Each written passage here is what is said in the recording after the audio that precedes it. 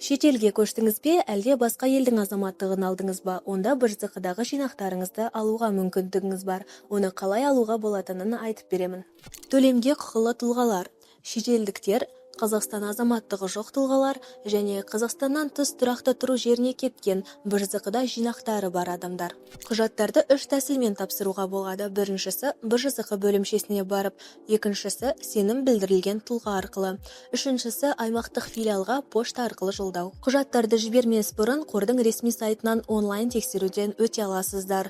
Төлемге құжаттарды алдын ала тексеру сервисі.